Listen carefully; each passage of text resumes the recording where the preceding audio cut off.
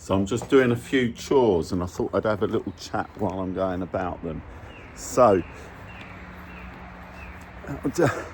what do you do when things are starting to maybe head the wrong way? So you've got your puppy, or you've rescued a dog, or you've got an older dog, and you've just discovered you need to do some training.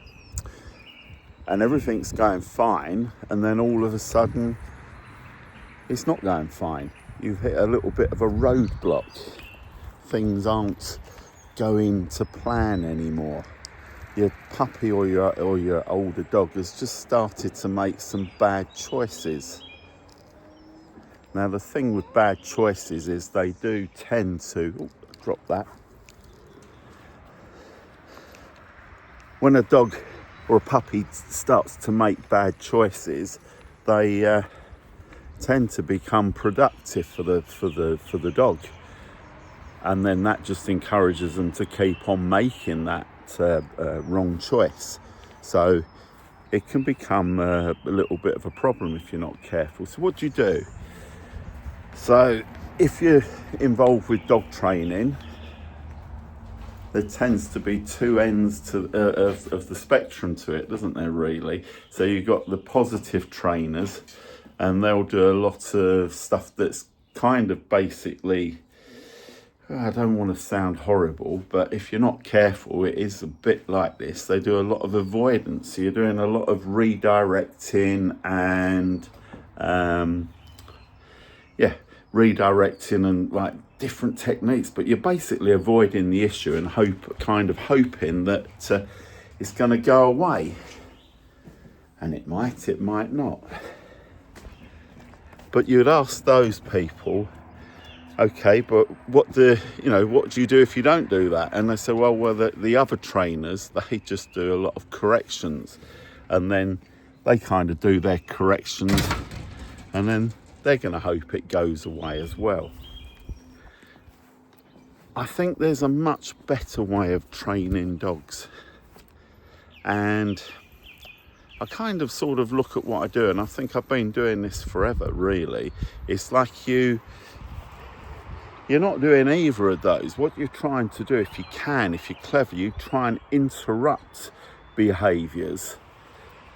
If they're the wrong behaviour patterns, if you can interrupt that wrong decision before the dog is able to get to a position where that decision's now becoming productive and rewarding, and then it's just going to go on and further repeat the same bad choice. If you can interrupt the dog before it becomes productive, you've got the choice to actually take that puppy or that dog somewhere else, somewhere better. So you can sort of give the dog the alternative.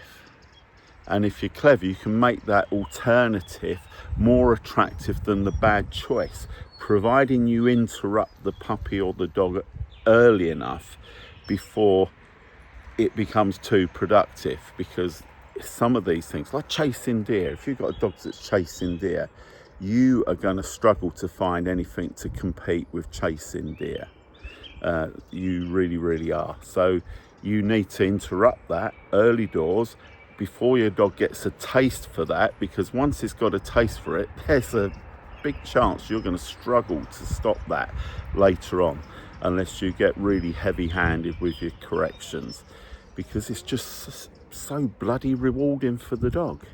So you've got these interruptions. Now that's the complex bit. So how do you interrupt a dog without a correction? So that's why you need to find good trainers, because they'll be able to show you how to develop that capacity in your dog that doesn't involve heavy-handed correction or wishful thinking.